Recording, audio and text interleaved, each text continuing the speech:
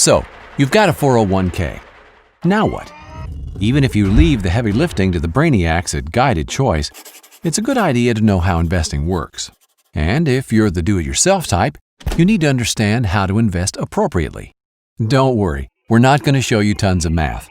All you need to know to get started is that there are three big types of investments called asset classes: stock, bonds, and cash. Stock is just ownership in a company. There are many ways to classify stock. Two major ones are size, called market capitalization, or CAP, and company location. Each classification has its own typical level of risk. Large cap stocks include the 500 biggest companies in the U.S. Apple, Walmart, Disney, Ford, McDonald's. Ever heard of the S&P 500 or blue chips? Same thing. Keep in mind, all stock is risky, but these are generally considered the least risky. Mid-cap stocks include roughly the next 400 companies by size, smaller but still fairly well established.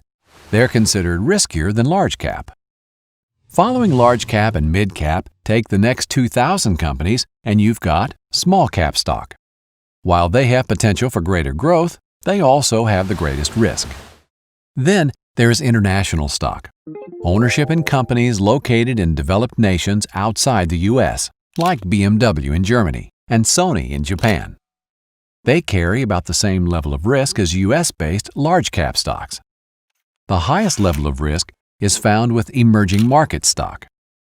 This is stock in companies located in developing nations like India, Mexico, and Russia.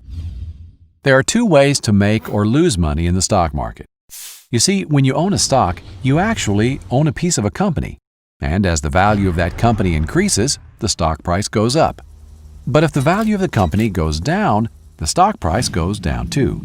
These fluctuations determine the amount of profit or loss. Another way to make money is when the company shares its yearly profit with you in the form of a dividend. Stock prices can go up or down dramatically for all kinds of reasons.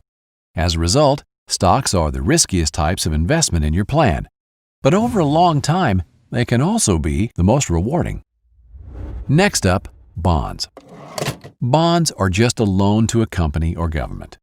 They borrow by selling a bond, which is simply a promise to repay the buyer in a fixed number of years at a fixed interest rate. When you hear about the U.S. government borrowing money, have you ever wondered who they borrow from? Chances are, it's you, through the investments you make in bonds. If interest rates go down after you buy a bond, its value goes up. If interest rates go up, then your bond value will go down.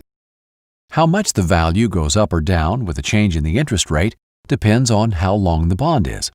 The longer the bond, the more risk, as the more the value will go up or down with interest rate changes.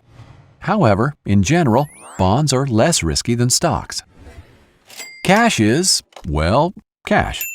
In a 401k, it's usually available as a money market or stable value fund.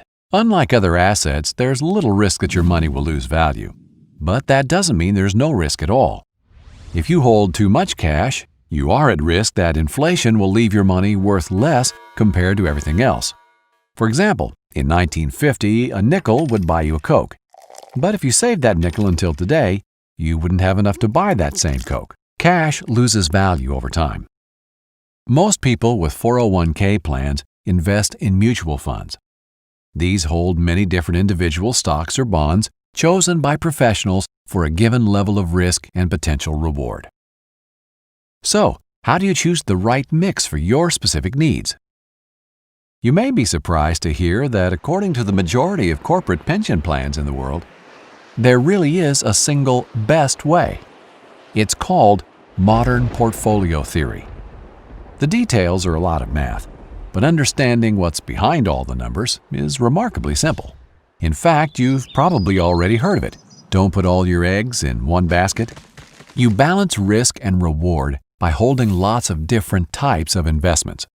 The technical term is diversification, and it's the name of the game in investing. So how do you do it right? Most of us understand that if we take more risk, we expect more return. Let's look at the math. The line shows us that for any given level of risk, we can expect a certain rate of return, More risk, more return. The challenge, as you may be aware, is that markets don't move in a straight line. They go up and down. The goal is to buy low and sell high. When one investment type is down, you want to buy. At the same time, you want to sell an investment that is high. In the long run, they all tend to move up, just at different rates based on risk. Remember, this is your retirement savings, so to invest well, you need to diversify. The goal of diversification is what modern portfolio theory is all about, getting an optimal rate of return for the risk in the long run. To do that, you want to invest on what is known as the efficient frontier. The details of drawing the curve are just a lot of math. You could spend the spare hours of your days creating the efficient frontier on a very large spreadsheet, or you can let experts do it for you. In fact, the answers are already right where you want them, online, and probably already in your 401k plan. Guided Choice can give you personalized advice recommending a specific mix of stocks, bonds, and cash to reach your retirement income goal.